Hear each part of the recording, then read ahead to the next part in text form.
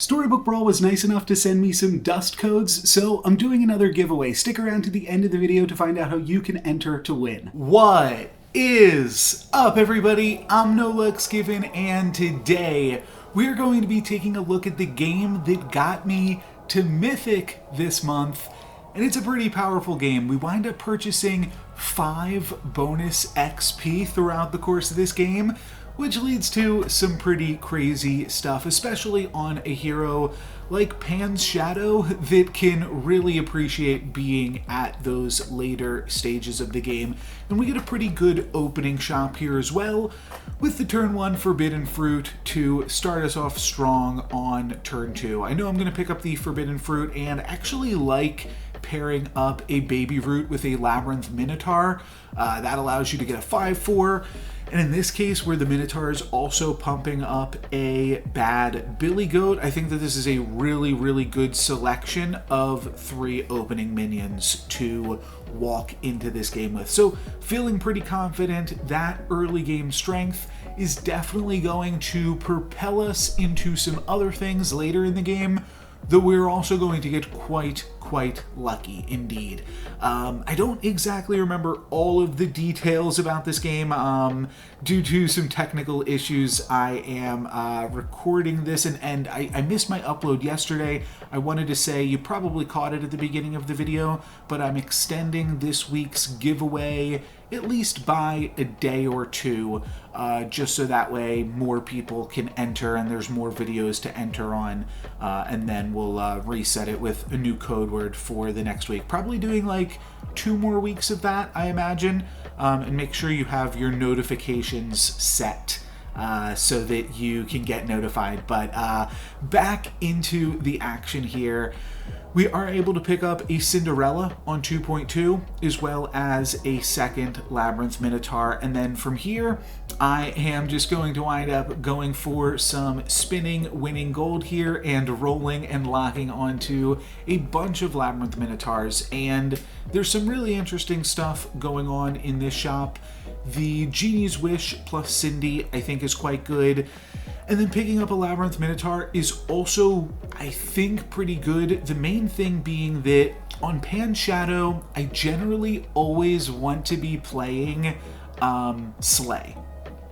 And in the Slay comp, there's basically 2 different ways to build a Slay comp, with Bounty Board and without Bounty Board. And your games where you find a Bounty Board are just so much leagues beyond in power level than the games that you don't. So that's the reason that we're going to be hunting for some tier 2 treasures. I'm going to take the spinning wheel in this scenario because I actually don't want runestones. I want to try to find another tier 2 treasure. And it is a little bit tough to pass up the pair of Spellweavers here. I think that that is also a really interesting angle to consider. And then there is just another Genie's Wish, which like complements everything else that I'm doing pretty well. But if we can find a Bounty Board, we did not find one off the Labyrinth Minotaur, but maybe we can find one off of the Cindy. And I think that is just the best, maybe non-Crystal Ball, though I think it might even be better than Crystal Ball. It's one of the best treasures that can give you a really powerful start on Pan's Shadow, because it's just easy to put together some of those Slay comps when you have so much more access to only level 4 units once you level up. So going to be picking up a Spellweaver and then casting the Genie's Wish for Cindy, and there you can see we get a Wish Upon a Star, which I believe is probably going to be, might just be the thumbnail for this video. I was thinking about, well, you've probably already seen it. I won't overpromise because I might be under-delivering with my new editing software here. We do have some really interesting options from this point. One thing is that I like the end. The fact that we have found some bonus XP now just means I'm so much less likely to wind up in the Slay comp, and there might just be some other things that we'd rather do with our comp, such as purchase XP and hit level 5 and start purchasing different units. However, the other thing that is really cool on Pan's Shadow that I haven't quite pulled off exactly, but the shop presents itself really well here for this Copycat plus Monster Book. That is going to start to trigger onto these Spellweavers, as well as just being decently strong for us on this turn. We get to take out my opponent's front line as their supports attack into my back line. So pretty good stuff here altogether. Now we are just going to the end something, and now we are on 5.0, on 4.0, and we are Pan Shadow. So it's really tough for our opponents to even compete with us because we are just grabbing only tier 4 and tier 5 units. I don't typically talk about XP on Pan Shadow that often. The reason for that is I do think Slay is a better comp on Pan Shadow. However, XP is still really synergistic on this hero because you just have such a high quality of units once you do level up. So we are going to grab a pretty easy win from here with 3 XP up, and from that point, might as well make it 5, right? We'll rip off this Wish Upon a Star. Even if we don't win this combat, we will be level 6 next turn. But if we win this combat, then I can potentially clickbait with it or something and say at the beginning of this video that we got 5 bonus XP throughout the course of the game, which of course we do because we are quite strong here. Because we've picked up this XP, I think that we are not super likely to find ourselves in a copycat monster book scenario. We are probably just going to pivot once we hit level 6 into whatever presents itself. Blessing of Athena, by the way, one of the better spells that the monster book can cast for us, and that is going to be pretty sweet. And then Lightning Bolt to finish off the Queen of Hearts. Well, I don't mind that one either. So we are really strong and we're level 6, so it's pivot time, and we are presented with 2 really interesting options. Good Boy, when we only have Copycat and Lancelot, but still it's Good Boy, or Lordy, when we don't have any dwarves, but we're on 6.0 on everybody else's, what, 4.2, 4.1? Really ahead of the curve here. I'm not going to turn down this tier 5 treasure from the 9 Sea Terror, but I don't think it gives us that much considering we're already Pan's Shadow, so we don't have too much that we can grab from this, though Dracula's Saber makes us stronger on the current board and potentially allows us to activate a Lancelot. Now, because that could allow us to activate Lancelot, I'm going to rearrange my units slightly here, trying to maximize kills, and then eventually putting that Labyrinth Minotaur back in the back, and just realizing that I think that will make us stronger, and we are up against the other lobby leader here. So I'm not really going to worry about activating Lancelot this turn. The other thing was I did the math. I tried to see, okay, well, like 16 of my units would have to die in order to get this Lancelot online. It is worth considering if I can cast a spell on Hercules, or on Lancelot rather. I always mix those names up. If I can cast a spell on Lancelot, then maybe we could do something funky here, but it's probably not worth really stressing out over. And then I will pick up another dwarf. I might not have talked about this decision too much, but I do believe that dwarves is a great way if you'd like to end a lobby quickly. Dwarves can definitely be a way to get you there. I do think spinning gold is a fine pickup from here. Winning gold is probably what we are going to be doing. We're staying on top of the lobby at 43 health. No losses. We lost 2 health from our Forbidden Fruit on turn 2. And we did tie the first combat, but I don't believe that we tied any combats after that.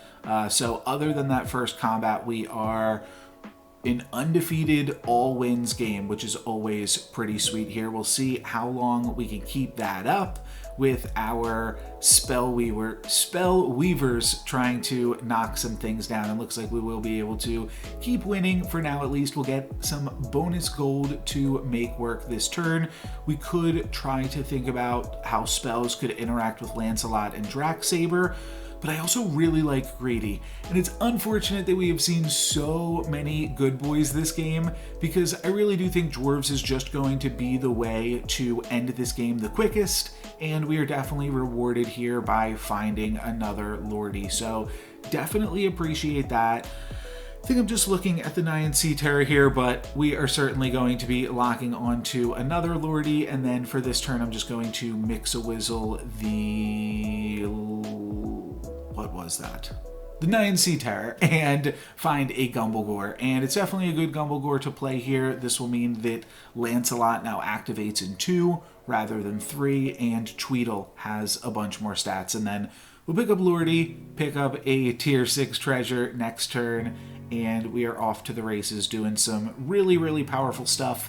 Still 5.2 for some of the players in this lobby. I can't check the XP on the replay, but maybe you were following along at home. I think this Horde Dragon is even up in XP. I think that this lobby is on 5.1 right now.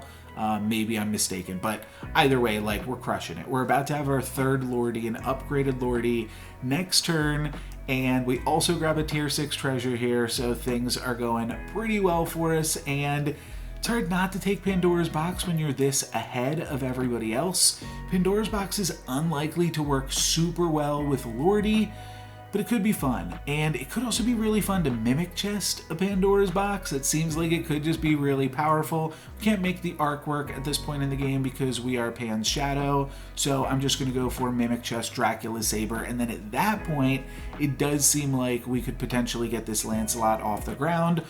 I'm also going to pick up a Lordy so that we've got a little bit more spending cash to make work before we are figuring out what our tier 7 treasure is that we are Mimic Chested onto. Now, like I said, this could be not super powerful, not super synergistic with dwarves, but maybe it's super powerful and synergistic in a different way that we could still explore going forward. So, not going to count anything out yet. We are going to get a little bit of bonus gold from the Greedy, and feeling nice about that. And then Lance also winds up activating this turn, so I love that as well. We're going to get a tier 5 treasure, and we are going to grab the Pandora's Box, and the tier 5 treasure that we get is Round Table.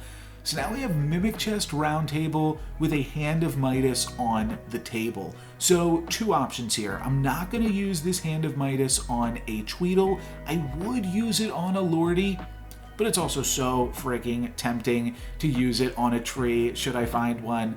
Just a lot of power there. There are still a lot of trees that we can pick up, and I think that this was the right call in this scenario. Now we can use Chart of the Ice Queen to flip Hercules, look for Burning Tree or Ashwood Elm. That would be a huge, huge power spike. Either way, this game, we have to find an Echo.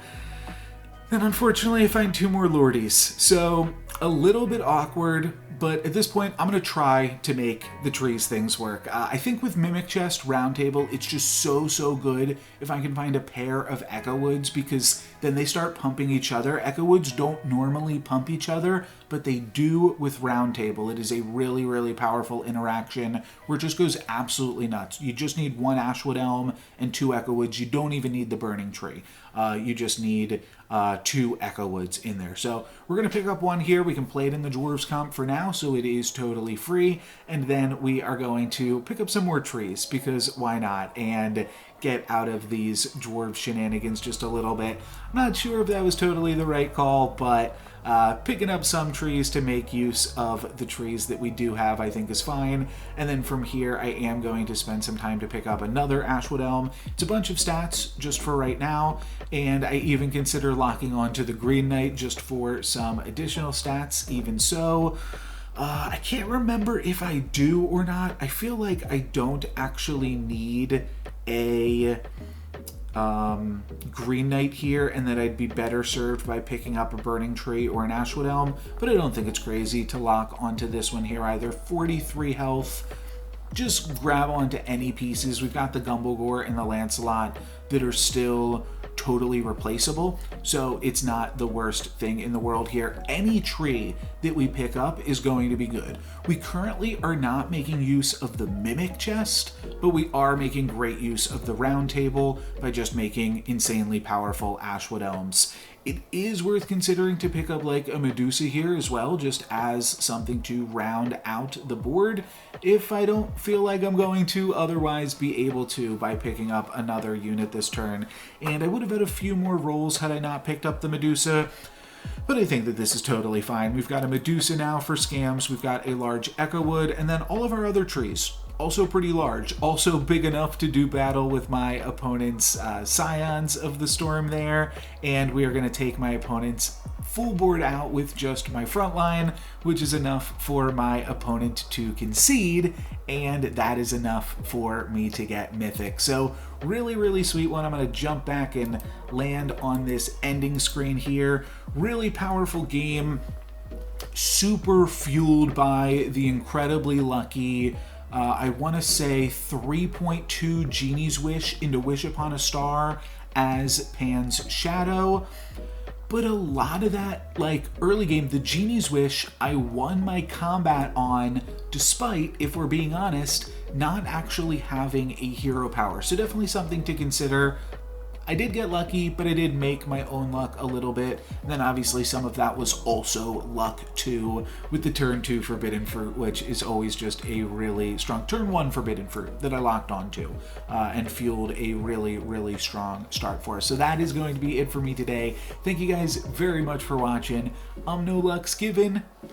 Peace. For my giveaway this week, leave a comment on any of my videos and include the word monster. New week, new code word, and you'll be entered into a chance to win a 4,000 dust code. The reason that I say to include the word, that way I can differentiate between the people just leaving a comment and those that are actually interested in the dust, to make sure that it goes to a person that will appreciate it. And there's no limit to how many times you can enter. You can go back and comment on some of my previous videos. I've been uploading daily Storybook Brawl videos for the past 7 or 8 months at this point, so I'm sure there is some sweet content that you have yet to see.